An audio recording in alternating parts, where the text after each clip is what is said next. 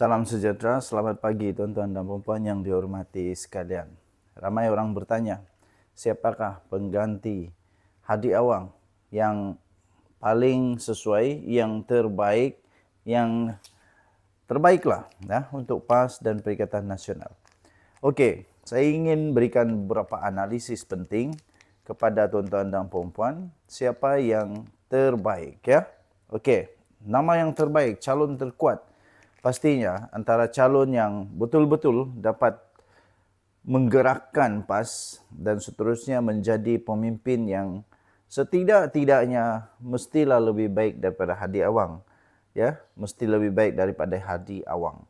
Tapi sebelum itu tuan-tuan dan puan yang dihormati sekalian, bagi anda yang ada masalah sakit, penyakit kencing manis, darah tinggi, kolesterol, kanser, sakit buah pinggang, perlu cuci darah, buasir, susah mau dapat anak, semua itu adalah penyakit yang memang menyebabkan kita susah untuk hidup. Bagi anda yang teringin untuk sembuh, menguatkan tubuh badan, saya ada satu produk yang saya ingin kongsikan daripada For Life Research Malaysia Sdn Bhd. Ini adalah produk, nama dia Transfer Factor. Transfer Factor adalah produk saintis yang dapat meningkatkan imun badan sehingga 400% kekuatan tubuh badan untuk sembuh daripada penyakit melalui imun badan kita yang diperkuatkan sehingga 400%. Imun badan yang kuatlah yang menyembuhkan kita, bukan ubat, bukan juga apa-apa produk, tapi imun badan yang menyembuhkan kita daripada penyakit. Bagi anda yang ada masalah penyakit 3 serangkai dan sebagainya, anda memerlukan imun badan yang sangat kuat. Salah satu produk dia inilah Transfer Factor Riovida Stick. Okey, yang ini boleh meningkatkan tenaga kita. Okey, sila hubungi saya, nombor telefon di sini, saya akan layan anda. Kita teruskan.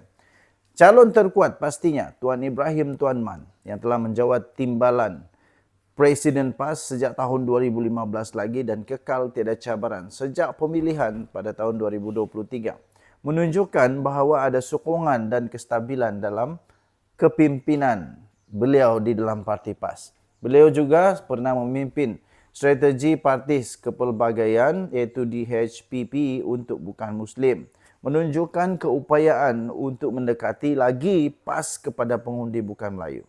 Seterusnya tuan-tuan dan puan, beliau juga terlibat aktif dalam isu-isu besar seperti isu ladang babi di air kuning, menunjukkan kemampuannya dalam berbicara isu rakyat secara praktikal.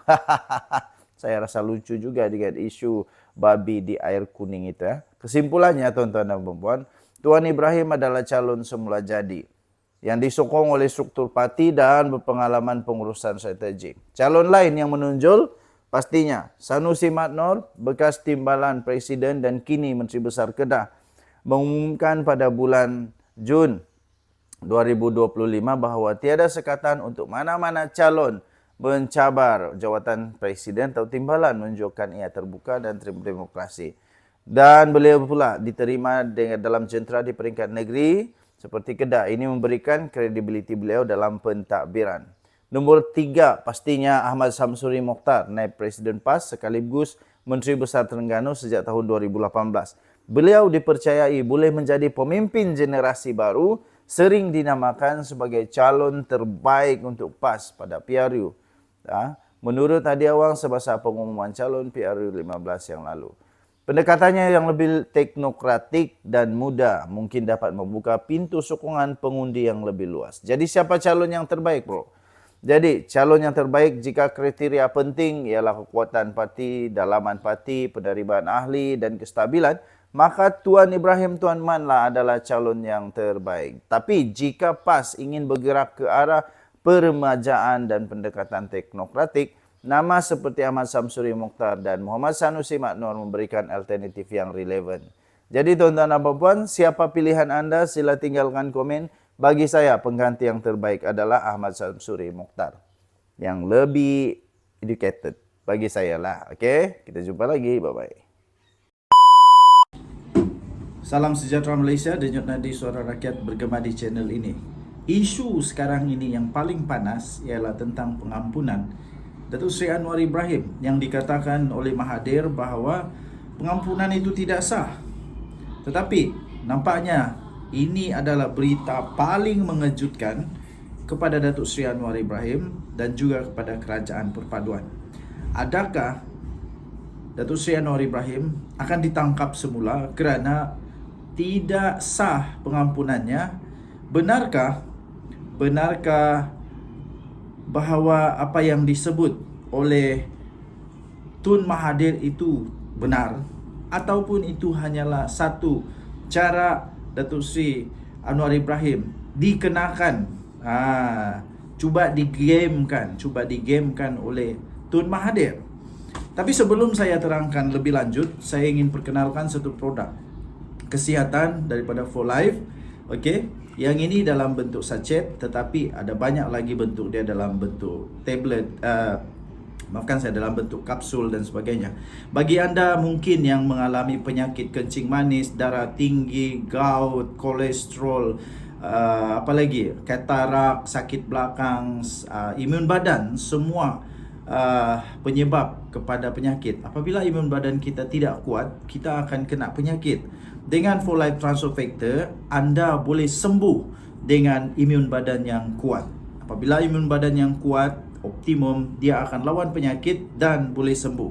Sekiranya anda tergolong dalam kalangan orang yang memang berpenyakit kanser, buah pinggang, hati, jantung, kencing manis, katarak, apa saja, anda boleh hubungi saya di nombor yang tertera. Saya akan berikan penerangan sebaik mungkin. Okey, kita teruskan. Tapi rupa-rupanya tuan-tuan dan puan-puan yang dihormati sekalian, sandiwara ini hanyalah sandiwara yang dicipta oleh Mahathir, kerana menurut AGC, Mahathir sendiri hadir dalam mesyuarat itu. Ini daripada Jabatan Peguam Negara mengesahkan bahawa Mahathir sendiri hadir di dalam mesyuarat tersebut. Jabatan Peguam Negara AGC berkata, mengesahkan bahawa Perdana Menteri sebelum ini, iaitu Tun Dr. Mahathir Mohamad yang sudah tua, 90 tahun sudah, sekarang tahun depan dia 100 tahun sudah, entah dia lupa sudah kot. Dia akan kata dia mudah lupa. Okey. Dr. Mahathir sendiri hadir dalam mesyuarat lembaga pengampunan tersebut yang membuat keputusan mengampunkan Datuk Seri Anwar Ibrahim. AGC membuat penjelasan itu selepas beredar satu video yang sangat-sangat teruk. Saya tidak sangka Tun Mahathir sanggup bohong macam begitu. Saya tidak sangka Tun Mahathir ini pembohong dan penipu. Dia kata melalui dakwaan itu Mahathir berkata bahawa tiada mesyuarat berlangsung yang menimbulkan persoalan berkaitan kesahan keputusan yang di-Pertuan Agong Sultan Muhammad ke-5 sebelum ini. Adakah Mahathir pula cuba untuk fitnah Agong pada ketika itu? Come on lah Mahathir, come on lah. Kalau benci sangat dengan Datuk Seri Anwar Ibrahim pun, janganlah sampai tipu begini. AGC berkata mesyuarat lembaga persekutuan, wilayah persekutuan Kuala Lumpur, Labuan dan Putrajaya ke-51 yang diadakan pada 16 Mei 2018 pada jam 11 pagi di Istana Negara Kuala Lumpur. Mesyuarat lembaga pengampunan tersebut telah dipengerusikan oleh Kebawah Duli Yang Maha Mulia Seri Paduka Baginda Yang di-Pertuan Agong, iaitu Sultan Muhammad ke-5, dan turut dihadiri antaranya Yang Amat Berhormat Tun Dr. Mahathir sendiri. Siap nama dia full lagi, Tun Dr. Mahathir bin Mohamad sendiri, selaku Perdana Menteri pada masa itu, menurut AGC. Pada Ahad yang lalu, pemimpin pembangkang berkongsi rakaman video kenyataan Mahathir yang tidak bertanggungjawab ini. Dia kata, yang antaranya berkata dia menandatangani dokumen berkaitan pengampunan Anwar tanpa mesyuarat lembaga pengampunan dan tanpa nasihat Peguam Negara. Saya harap Jabatan Peguam Negara mengambil tindakan sekeras-kerasnya kepada Tun Mahathir supaya dia tidak bohong lagi. Kalau memang betul mesyuarat ini ada, saya harap Jabatan Peguam Negara ambil tindakan sekeras-kerasnya.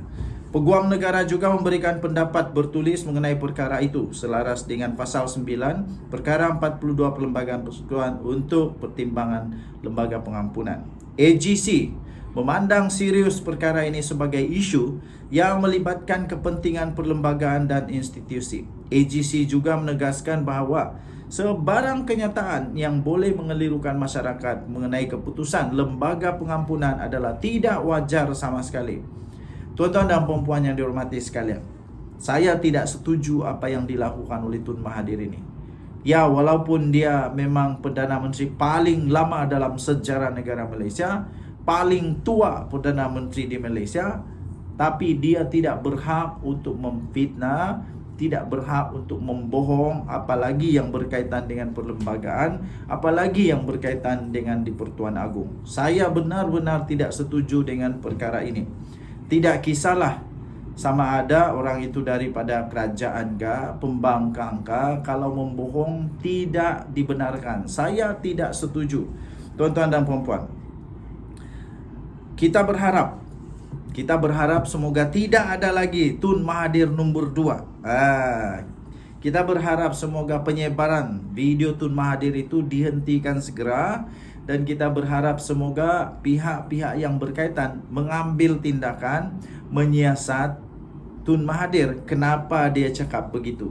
Kalau dia didapati bersalah, saya fikir sudah tiba masanya untuk kerajaan, untuk pihak berkuasa mengambil tindakan kepada beliau untuk jadi pengajaran kepada orang lain. Okey?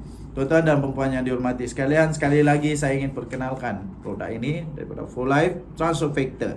Nama dia For Life Transfer Factor. Produk ini memang sangat bagus. Sudah ramai orang yang mendapat kesihatan lebih baik, yang mendapat imun badan yang lebih kuat, lebih optimum dengan produk Transfer Factor. Okey, sekali lagi saya ingin jelaskan bahawa For Life Transfer Factor bukan ubat. Dia adalah molekul imun yang menguatkan imun sistem badan untuk melawan penyakit. Okey, ini bukan ubat. Ada orang tanya, ini ada halal kah? Ya, ini ada certified halal daripada Malaysia, dan ini juga tuan-tuan dan puan-puan yang dihormati sekalian, sudah pun mendapat kelulusan daripada Kementerian Kesihatan Malaysia bahawa dia bukan ubat, tapi dia adalah suplemen yang dapat menguatkan imun badan sehingga 400% lebih baik daripada mana-mana produk yang ada di luar sana. Sila terus hubungi saya bila-bila masa. Dan Nadi Suara Rakyat bergema di channel ini. Jangan lupa tekan butang subscribe, like dan share. Bye-bye.